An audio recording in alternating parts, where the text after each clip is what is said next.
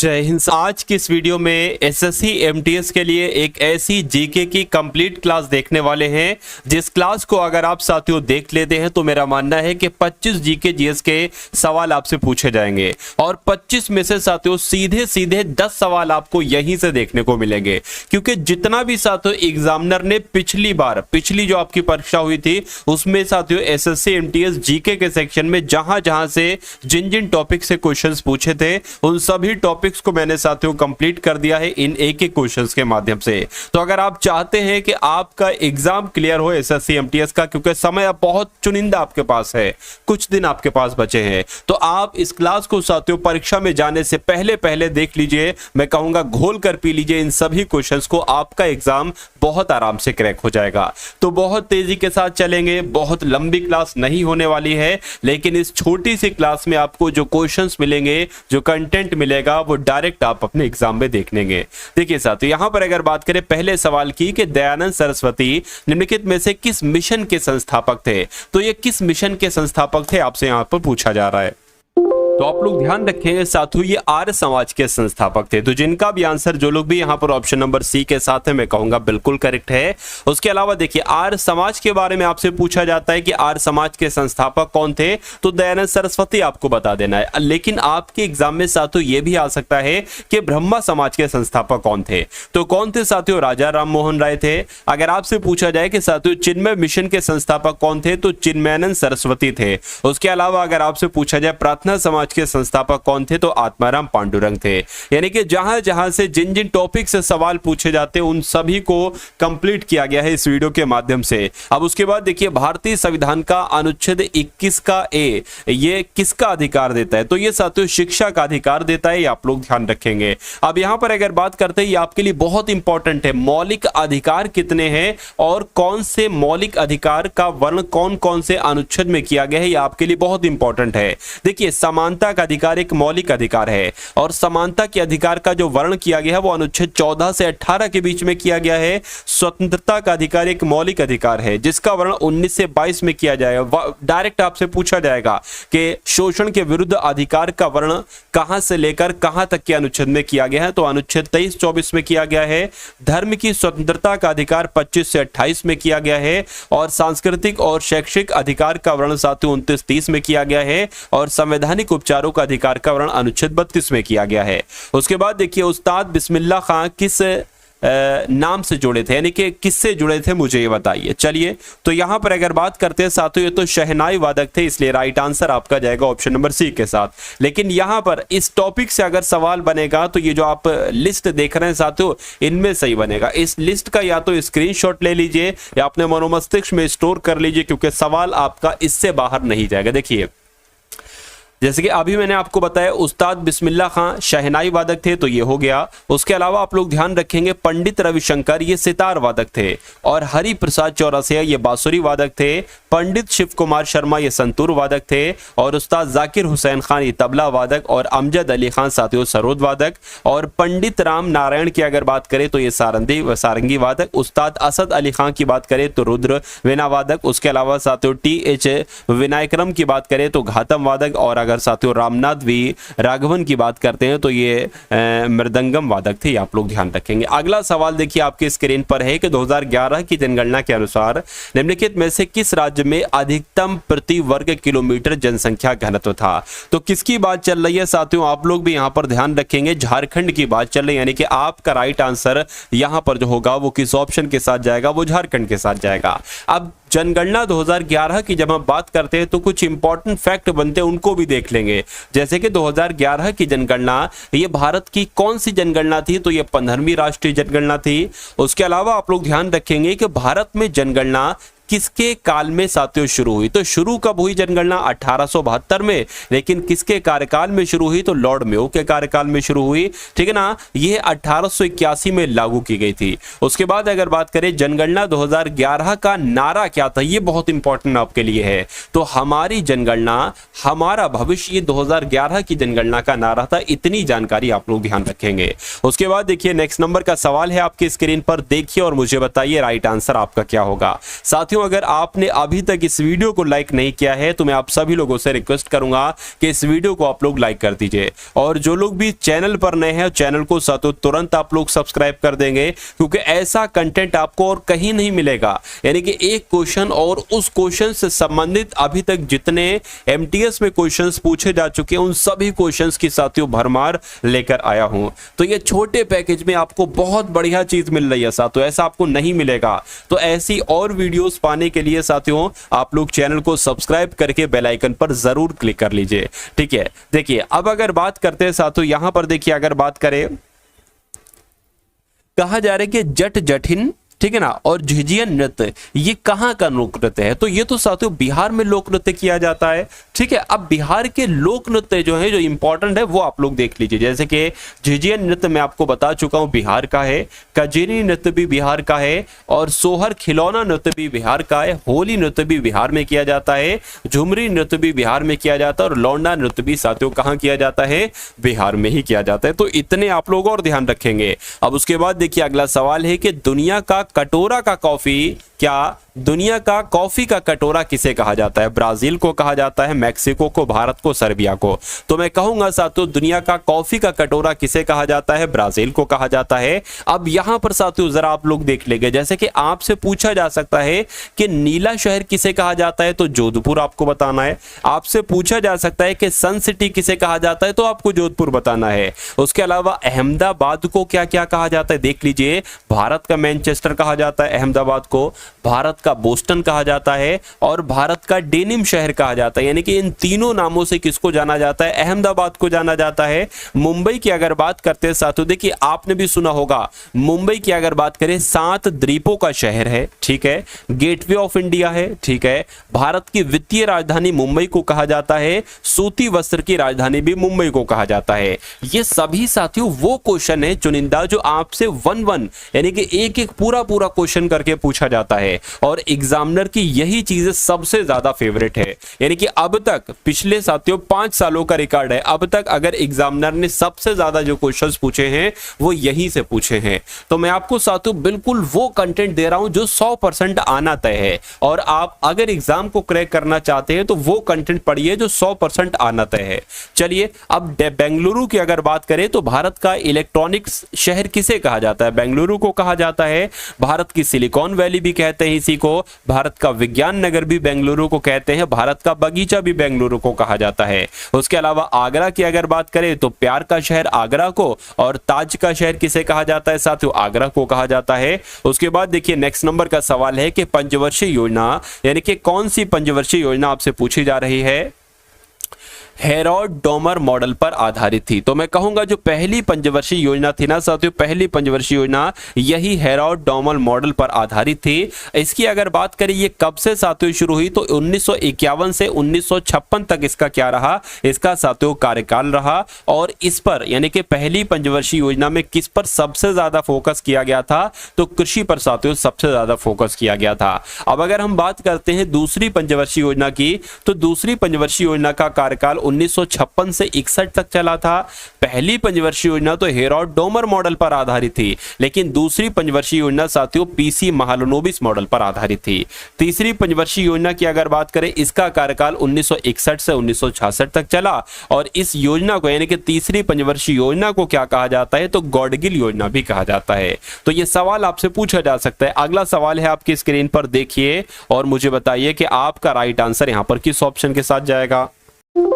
निम्नलिखित में से कौन सा नृत्य रूप अरुणाचल प्रदेश से संबंधित है? यानी कि इनमें से कौन सा नृत्य अरुणाचल प्रदेश में किया जाता है? तो मैं कहूंगा बुइया नृत्य जो है ना, ये अरुणाचल प्रदेश का नृत्य है। अब आप लोग यहां पर ये देख लीजिए कि केरल में भाई कौन कौन से नृत्य किए जाते हैं। तो कथकली केरल का है, ठीक है ना, ओट्टम थुलाल केरल का है, मोहिनी अट्टम या कैकोटी कली ये सब कहाँ के? ये सब केरल में किए जाते हैं। उसके अलावा अगर आंध्र प्रदेश की अगर बात करें, आप लोग ध्यान रखेंगे कचिपुड़ी और उसके अलावा साथियों भामा कल्पम ये कहाँ का नृत्य है? ये आंध्र प्रदेश का नृत्य है। असम की अगर बात करते हैं साथियों, बिहू, बिछुआ, नट पूजा और महारास ये कहाँ का नृत्य है? ये असम का नृत्य है। तो इतनी जानकारी आप लोग साथियों ध्यान रखेंगे।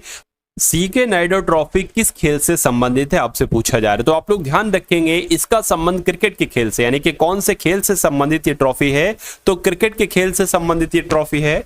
अब आप लोग देख लीजिए साथियों, पिछले सालों में फुटबॉल से संबंधित जो ट्रॉफीज हैं, जो कप हैं, वो बहुत पूछे गए हैं। तो देखिए फीफा विश्व कप ये किस खेल में दिया जाता है, तो फुटबॉल के खेल में।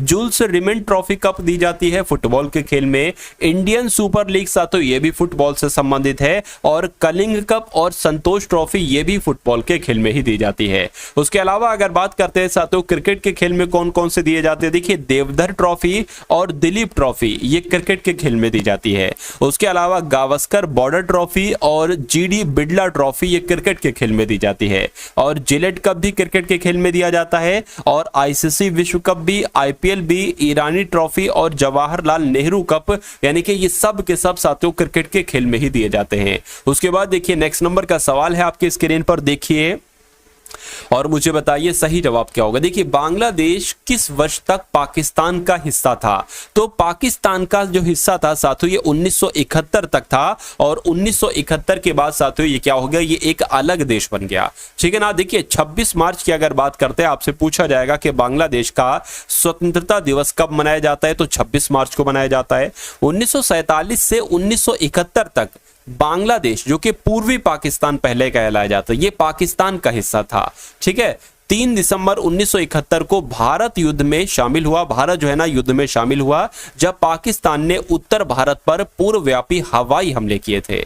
चलिए उसके बाद देखिए अगला सवाल है कि हरित क्रांति में शामिल नहीं था, यानी कि क्या हरित क्रांति में शामिल नहीं था, तो सिंचाई की अच्छी तरह से विकसित प्रणाली का उपयोग करना, क्या यह हरित क्रांति में शामिल नहीं था? बिल्कुल शामिल था। गांव की सड़कों का उन्नयन करना, देखिए सड़कों से संबंधित नहीं है हरित क्रांति। कृषि में उन्नत तकनीकों का प्रयोग करना, बिल्कुल ये शामिल था। बीजों की अधिक उपज देने वाली किस्में, ये भी हरित क्रांति में शामिल था। तो मैं कहूंगा साथियों कि हरित क्रांति में क्या शामिल नहीं था, ऑप्शन नंबर बी वाला शामिल नहीं था, ऑप्शन नहीं था, तो ये आपका बिल्कुल सही जवाब हो जाएगा। उसके अलावा आपसे पूछा जा सकता है कि हरित क्रांति को कृषि क्रांति के रूप में भी जाना जाता है। बिल्कुल हरित क्रांति को कृषि क्रांति भी कहा जाता है।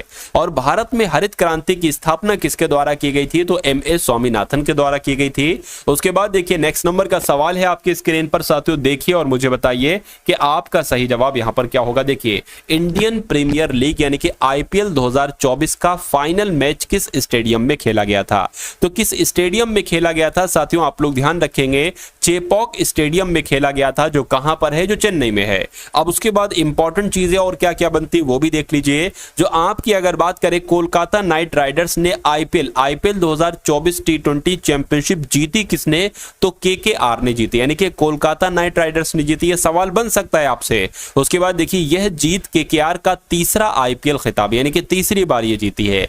इससे पहले सबसे पहली बार 2012 में जीती थी, उसके बाद 2014 में जीती और अब 2024 में जीती है। उसके बाद अगर बात करें, सुनील नारायण को most valuable player of the season चुना गया है आईपीएल में। और सुनील नारायण आईपीएल 2024 सीजन में केकेआर के लिए सबसे ज्यादा रन बनाने वाले खिलाड़ी रहे हैं।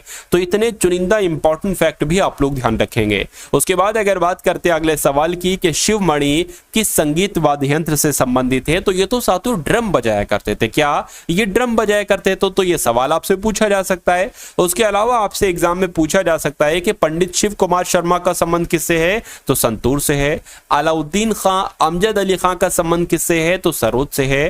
पंडित रविशंकर और बुधादित्य मुखर्जी का संबंध किससे है, तो सितार से है। अन्नपूर्ण देवी और सज्जाद हुसैन का संबंध किससे है, तो सुरबहार से है। और असद अली खां, जिया मोइनुद्दीन खान, इनका संबंध किससे है, तो वीणा से है। इतनी जानकारी आप लोग ध्यान रखेंगे। देखिए अगर आप वाकई में सिलेक्शन लेना चाहते हैं और आपने इस बार सोच लिया है कि एसएससी एमटीएस में इस बार हर हालत में सिलेक्शन लेना है, तो मैं कहूंगा अपने एग्जाम तक आपको जितनी भी क्लास दी जाए, जितना भी कंटेंट दिया जाए, मेरा मानना है कि अगर आपने वो तैयार कर लिया तो आपका एग्जाम कहीं नहीं जा सकता। क्योंकि साथियों मैं तो आपको ऐसी क्लास कराता हूं, जैसे कि आपको पता है कि जीएस के प्लस करंट अफेयर के आपके 25 क्वेश्चंस पूछे जाना है, तो सबसे पहले एक क्लास ऐसी होती है, सबसे पहले 25 क्वेश्चन जीएस के। उसके बाद साथियों आपके इस बार इंग्लिश के 25 क्वेश्चन आ रहे हैं, तो इंग्लिश के 25 क्वेश्चन, उसके बाद साथियों रीजनिंग के क्वेश्चन, उसके बाद मैथ के क्वेश्चन, यानी कि पूरे 90 क्वेश्चन के साथियों मैं आपको प्रैक्टिस पेपर देता हूं, एक्सपेक्टेड प्रैक्टिस पेपर देता हूं, क्वेश्चंस पेपर देता हूं। तो अगर आप चाहते हैं वाकई में इस एग्जाम को क्रैक करना, तो चैनल को सब्सक्राइब कर लीजिए, बेल आइकन पर क्लिक कर लीजिए। मैं कहूंगा आपका एग्जाम बहुत आराम से क्रैक हो जाएगा।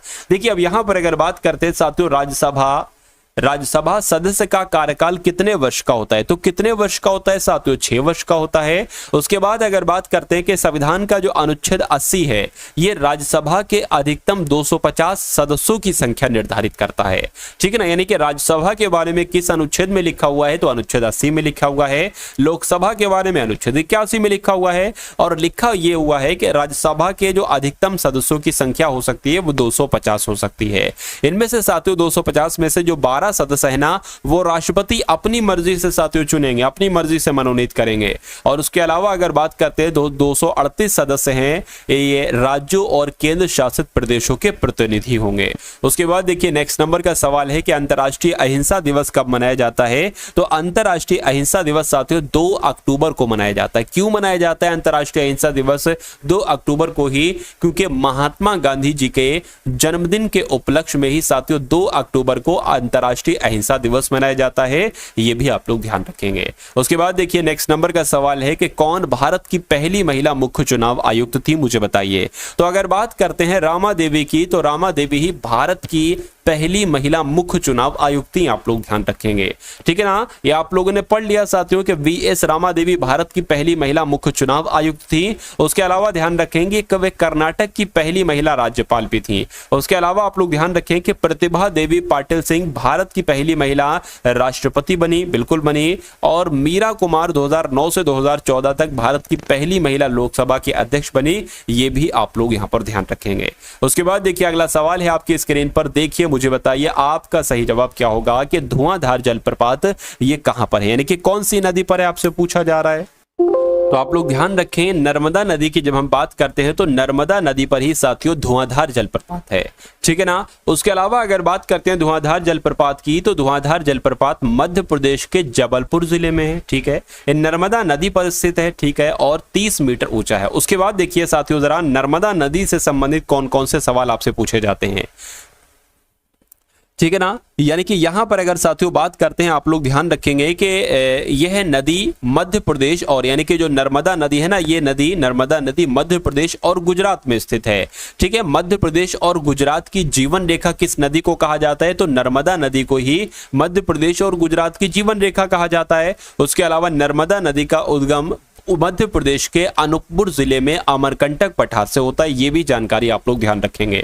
उसके बाद देखिए नेक्स्ट नंबर का सवाल है आपके स्क्रीन पर, इस सवाल को देखिए साथियों और मुझे बताइए कि आपका सही जवाब यहां पर किस ऑप्शन के साथ जाएगा। देखिए जरा निम्नलिखित में से पीटी उषा की इसमें से आत्मकथा कौन सी है, मुझे बताइए। देखिए पीटी उषा की अगर बात करें कि भैया इसमें पीटी उषा की आत्मकथा का नाम क्या है, तो गोल्डन गर्ल है। तो गोल्डन गर्ल तो पीटी उषा की आत्मकथा हो गई, लेकिन अगर आपसे पूछ लिया जाए कि सचिन तेंदुलकर की आत्मकथा का नाम क्या है, तो आप लोग ध्यान रखेंगे प्लेइंग इट माई वे। तो प्लेइंग इट माई वे ये सचिन तेंदुलकर की आत्मकथा है, प्लेइंग इट माई वे। उसके अलावा साथियों it straight from the heart ये किसकी आत्मकथा का नाम है, कपिल देव की आत्मकथा का नाम है। और सुनील गावस्कर की आत्मकथा का नाम है सनी डेज। और अनब्रेकेबल किसकी आत्मकथा है, मैरी कॉम की आत्मकथा है। और युवराज सिंह की आत्मकथा का नाम क्या है, the test of my life, ठीक है ना। तो इतनी जानकारी आप लोग ध्यान रखेंगे। नेक्स्ट नंबर का सवाल है कि ताइवान के राष्ट्रपति के रूप में साथियों किसने शपथ ली है, मुझे बताइए। तो अगर बात करते हैं ताइवान के राष्ट्रपति कौन बने हैं, तो इनका नाम क्या है, लाई चिंगते। क्या लाई चिंगते इनका नाम है और ये ताइवान के राष्ट्रपति बने हैं। उसके अलावा ताइवान की राजधानी क्या है, तो ताइपे शहर है। ताइवान की मुद्रा क्या है, तो नया ताइवान डॉलर है, ये भी आप लोग ध्यान रखेंगे।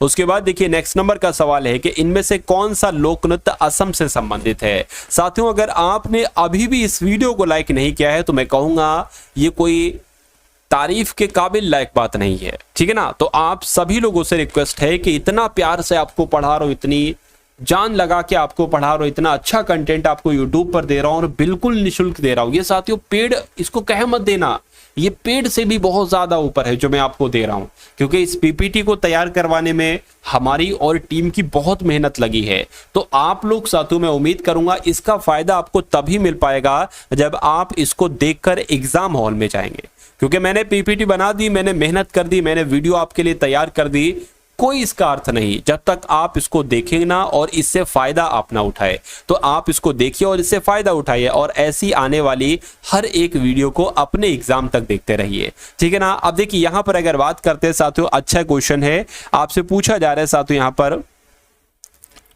कि इनमें से कौन सा लोक नृत्य असम का है। तो मैं कहूंगा बिहू जो नृत्य है ना, ये कहां का है, ये असम का है। उसके अलावा आप लोग ध्यान रखेंगे अरुणाचल प्रदेश का, ठीक है ना, अरुणाचल प्रदेश का एक लोक नृत्य आप लोग ध्यान रखेंगे बुइया नृत्य है। मेघालय की अगर बात करते हैं साथियों तो नोगकराम नृत्य मेघालय में किया जाता है। त्रिपुरा की अगर बात करें तो होजगिरी है। इतनी भी जानकारी आप लोग ध्यान रखेंगे। नेक्स्ट नंबर का सवाल है आपकी स्क्रीन पर, आपसे पूछा यहां पर जा रहा है कि निम्नलिखित में से संगीतकारों और उनके वाद्य यंत्रों की कौन सी जोड़ी गलत है, मुझे बताइए। चलिए देखिए, बिस्मिल्लाह खां जो है ना ये शहनाई वादक हैं बिल्कुल। पंडित राम नारायण की अगर बात करें तो ये सरोद वादक तो नहीं है। एन राजम वायलिन वादक हैं और रविशंकर सातो ये सितार वादक हैं। तो मैं कहूंगा आंसर आपका किस ऑप्शन के साथ जाएगा, ऑप्शन नंबर बी के साथ जाएगा, क्योंकि गलत जोड़ी कौन सी है तो ऑप्शन नंबर बी वाली है। अब उसके बाद यहां पर एक चीज आप लोग ध्यान रखेंगे, जो जो आपसे एग्जाम में सवाल पूछे जाते हैं उनको एक बार आप लोग यहां पर रिवाइज कर लीजिए। देखिए संतूर वादक कौन कौन है, इंपॉर्टेंट, पंडित शिव कुमार शर्मा और भजन सोपोरी, ये संतूर वादक हैं। सरोद वादक की अगर बात करते हैं कि कौन कौन है तो अमजद अली खान, शरण रानी, अली अकबर खान और बुद्धदेव दास गुप्ता, ये आपके सरोद वादक हैं। सितार वादक की अगर बात करते हैं पंडित रविशंकर, अनुशंका शंकर, मुश्ताक अली खां, उस्ताद विलायत खां, ये सब सितार से संबंधित हैं। सारंगी वादक की अगर बात करें साथियों, शकूर खां, पंडित राम नारायण, उस्ताद बिंदा खां, ये सारंगी से संबंधित हैं। और वीणा वादक कौन है साथियों, जिया, मोहिउद्दीन डांगर, ईमानी शंकर शास्त्री, ये भी आप लोग ध्यान रखेंगे। अब उसके बाद देखिए नेक्स्ट नंबर का सवाल है कि भारतीय संविधान के निम्नलिखित में से कौन से अनुच्छेद राज्य कार्यपालिका से संबंधित हैं। तो अगर बात करते हैं यहां पर आपका सही जवाब जो होगा वो अनुच्छेद 153 से लेकर अनुच्छेद 167 में किसका जिक्र किया गया है, राज्य की कार्यपालिका का जिक्र किया गया है, आप लोग ध्यान रखेंगे, ठीक है ना। लेकिन उसके बाद अगर यहां पर हम लोग साथियों बात करते हैं कि और कौन कौन से अनुच्छेद आपके लिए बहुत इंपॉर्टेंट हैं, तो जरा आप लोग यहां पर देख लेंगे। देखिए अनुच्छेद 153 की अगर बात करते हैं साथियों, 153 की बात करते हैं तो इसमें कहा गया है, अनुच्छेद 153 में क्या कहा गया है कि भारत में प्रत्येक राज्य के लिए एक राज्यपाल होगा, यानी कि हर एक राज्य में एक राज्यपाल होगा, जिसको कौन नियुक्त करेगा, जिसको राष्ट्रपति के द्वारा नियुक्त किया जाएगा। यह अनुच्छेद 153 में बात कही गई है। अनुच्छेद 154 में क्या कहा गया है कि ये अगर बात करते हैं तो राज्य कार्यकारिणी के संवैधानिक प्रमुख के रूप में राज्यपाल के कार्यालय की स्थापना करता है। यानी कि अगर बात करते हैं साथियों कि जो राज्यपाल का कार्यालय होता है, इसकी स्थापना की जाती है किस अनुच्छेद में, अनुच्छेद 154 में। अनुच्छेद 155 की अगर बात करते हैं साथियों, आप लोग ध्यान रखें कि भारतीय संविधान का जो अनुच्छेद 155 है ये किसी राज्य के राज्यपाल की नियुक्ति करता है। तो राज्य के राज्यपाल की नियुक्ति कौन करता है, अनुच्छेद 155 के तहत की जाती है। और अनुच्छेद 156 की अगर बात करें साथियों तो राज्य के राज्यपाल के कार्यकाल से संबंधित है अनुच्छेद 156। तो इतनी जानकारी आप लोगों को याद रखना है। देखिए उसके बाद देखिए अगले नंबर का सवाल है आपकी स्क्रीन पर, आपसे पूछा क्या जा रहा है साथियों, देखिए और मुझे बताइए आंसर क्या होगा। देखिए कहने के किस ग्रह को आयरन ऑक्साइड की अधिकता के कारण लाल ग्रह कहा जाता है, मुझे बताइए। तो अगर बात करते हैं साथियों यहां पर, ठीक है ना, देखिए अब साथियों सबसे पहले हम एक चीज, अच्छा पहले इसका आंसर मैं आपको बता दूं। देखिए यहां पर अगर बात करते हैं जो मंगल ग्रह ना, मंगल ग्रह, इसको एक तो साथियों लाल ग्रह कहा जाता है। अब लाल ग्रह इसको क्यों कहा जाता है, क्योंकि मंगल ग्रह को आयरन ऑक्साइड की अधिकता की वजह से लाल ग्रह कहा जाता है। तो ये पॉइंट आप लोग ध्यान रखेंगे। उसके बाद जरा आप देख लेंगे साथियों मंगल ग्रह के बारे में और शुक्र ग्रह के बारे में जो सवाल आपसे जहां जहां से पूछे जाते हैं, क्योंकि शुक्र ग्रह से संबंधित बहुत सारे एग्जाम में आपसे सवाल पूछे जाते हैं। दिखाते। तो यहाँ पर आप लोग बहुत ध्यान से साथियों देखेंगे, देखिए कि मंगल का रंग कैसा होता है, लाल होता है। अभी मैंने आपको बताया मंगल को लाल ग्रह के नाम से भी जाना जाता है, अभी मैंने आपको बताया। आयरन ऑक्साइड की उपस्थिति के कारण इसका रंग लाल होता है, आप लोग जानते हैं। मंगल ग्रह के 2 चंद्रमा है, पहले का नाम है फोबोस, दूसरे का नाम है डिमोस। ये दोनों नाम भी आपको याद रखना है, ठीक है ना। अब अगर बात करते हैं साथियों, अब इसको मैं थोड़ा सा बड़ा कर देता हूं, क्या, एक सेकेंड, हाँ ठीक है, क्योंकि शुक्र ग्रह की अगर बात करें, शुक्र ग्रह से संबंधित साथियों बहुत सारे सवाल बनते हैं, ये आप लोगों ने भी यहां पर देखा होगा। चलिए इसकी अगर बात करें, आप लोग ध्यान रखेंगे यहां पर कि अगर शुक्र ग्रह की बात करें तो शुक्र ग्रह जो है ना, ये आकार में पृथ्वी के समान है, ठीक है, घनत्व में पृथ्वी के समान है, तो इसको पृथ्वी का जुड़वा ग्रह भी कहा जाता है शुक्र ग्रह को। शुक्र ग्रह हमारे सौरमंडल का सबसे गर्म ग्रह। अगर आपसे पूछा जाए कि सौरमंडल का सबसे गर्म ग्रह कौन सा है तो शुक्र ग्रह है। सौरमंडल का सबसे चमकीला ग्रह कौन सा है तो शुक्र ग्रह है। आकार और द्रव्यमान में लगभग समान कौन है तो शुक्र ग्रह है। और इसी वजह से कभी कभी पृथ्वी के लिए बहन ग्रह के रूप में भी जाना जाता है, ये कह सकते हैं पृथ्वी की भगिनी ग्रह किसे कहा जाता है तो शुक्र ग्रह को कहा जाता है। शुक्र ग्रह को ही साथियों सुबह का तारा और शाम का तारा कहा जाता है, ये भी आपसे बहुत सवाल पूछा जाता है। और यह है सूर्य से दूसरा ग्रह, क्या सूर्य से नजदीकी अगर बात करते हैं तो ये दूसरा ग्रह। इतनी जानकारी आप लोगों को साथियों याद रखना है भाई, बहुत बढ़िया, वेरी गुड क्लास। चलिए साथियों उसके बाद देखिए अगला सवाल है कि भारत के राष्ट्रपति को किस अनुच्छेद के तहत संविधान के उल्लंघन के लिए महाअभियोग लगाया जा सकता है, मुझे बताइए। यानी कि क्वेश्चन की अगर बात करते हैं साथियों, क्वेश्चन आपका बहुत इंपॉर्टेंट है, तो आप लोग ध्यान रखेंगे अनुच्छेद 61 आपके सवाल का बिल्कुल सही जवाब हो जाए। यानी कि भारत के राष्ट्रपति को अनुच्छेद 61 के तहत संविधान के उल्लंघन के लिए महाअभियोग लगाया जा सकता है। अब यहां पर अगर बात करें, देखिए 3 अनुच्छेद आपसे बहुत पूछे जाते हैं। अनुच्छेद 52 की अगर बात करें तो भारत का एक राष्ट्रपति होना चाहिए। क्या भारत का एक राष्ट्रपति होना चाहिए। ये कौन से उसमें लिखा है साथियों, तो अनुच्छेद 52 में लिखा हुआ है। अनुच्छेद 54 की अगर बात करते हैं तो राष्ट्रपति का निर्वाचक मंडल इसमें आता है। क्या राष्ट्रपति का निर्वाचक मंडल की अगर बात करें तो इसमें किसका जिक्र किया गया, तो अनुच्छेद 54 में किया गया। अनुच्छेद 74 की अगर बात करें तो राष्ट्रपति की सहायता और सलाह देने के लिए मंत्रिपरिषद होगी, अनुच्छेद 74 में कहा गया है। अनुच्छेद 78 की अगर बात करते हैं तो राष्ट्रपति को जानकारी प्रदान करने के संदर्भ में प्रधानमंत्री की जिम्मेदारी होती है, यह अनुच्छेद 78 में कहा गया है, और यह प्रधानमंत्री की जिम्मेदारी ही होगी, ठीक है ना। तो कुल मिला के अनुच्छेद 52, 74, 78 और 54 आप लोग ध्यान रखें क्योंकि ये बहुत इंपॉर्टेंट है। चलिए भाई उसके बाद देखिए नेक्स्ट नंबर का सवाल है आपकी स्क्रीन पर कि निम्नलिखित में से किस संगठन का भारतीय राष्ट्रीय कांग्रेस में विलय हो गया था, मुझे बताइए। तो किसकी बात चल रही है साथियों, क्या आपका यहां पर बिल्कुल सही जवाब हो सकता है, देखिए और मुझे बताइए कि आपका राइट आंसर यहां पर किस ऑप्शन के साथ जाएगा। तो अगर आपका जवाब इंडियन एसोसिएशन है तो मैं कहूंगा बिल्कुल करेक्ट है। देखिए इंडियन एसोसिएशन का 1886 में भारतीय राष्ट्रीय कांग्रेस में विलय कर दिया गया था, बिल्कुल सही। यह 1886 में कलकत्ता में आयोजित भारतीय राष्ट्रीय कांग्रेस के दूसरे सत्र के दौरान हुआ था और दादा भाई नौरोजी ने 1886 में भारतीय राष्ट्रीय कांग्रेस के अध्यक्ष के रूप में कार्य किया, बिल्कुल सही। इंडियन एसोसिएशन की स्थापना कब हुई, 1876 में, और इंडियन एसोसिएशन की स्थापना सुरेंद्र नाथ बनर्जी और आनंद मोहन बोस ने की। तो इतने इंपॉर्टेंट अगर फैक्ट आप लोग ध्यान रखेंगे तो मेरा मानना है आप सबसे आगे हो जाओगे। देखिए क्योंकि आपको सबको पछाड़ना है, आपको भी पता है एमटीएस में लाखों की भीड़ है और उस लाखों की भीड़ में जितनी वैकेंसी की संख्या है उस वैकेंसी में आप कैसे आ पाएंगे, ये सबसे बड़ी बात है। तो अगर आपको लाखों को पछाड़कर आगे निकलना है, ठीक है ना, आगे निकलना है साथियों, तो मेरा मानना है ऐसी क्लास आपके लिए बहुत इंपॉर्टेंट होगी। तो मैं कोशिश करूंगा कि डेली कम से कम एक ऐसी क्लास आपको दे सकूं सामान्य ज्ञान की, जीके की प्लस करंट अफेयर की, और उसके अलावा साथियों एक एमटीएस की पूरे पेपर की, यानी कि पूरे 25 क्वेश्चन जीके के, 25 क्वेश्चन इंग्लिश के, उसके बाद रीजनिंग के, मैथ के क्वेश्चन, एक ऐसी भी क्लास साथियों दे सकूं। चलिए तो निम्नलिखित में से कौन सा पर्वत भारत और नेपाल के मध्य स्थित है, मुझे बताइए। तो अगर आपसे ये सवाल पूछा जाए तो कंचनजंगा आप लोग ध्यान रखें क्योंकि कंचनजंगा पर्वत ये भारत और नेपाल के मध्य स्थित है। अब उसके बाद देखिए जो इंपॉर्टेंट फैक्ट बनते हैं उनको जरा देखिए कि विश्व का सबसे ऊंचा पर्वत, ठीक है ना, कौन सा है साथियों, हिमालय है।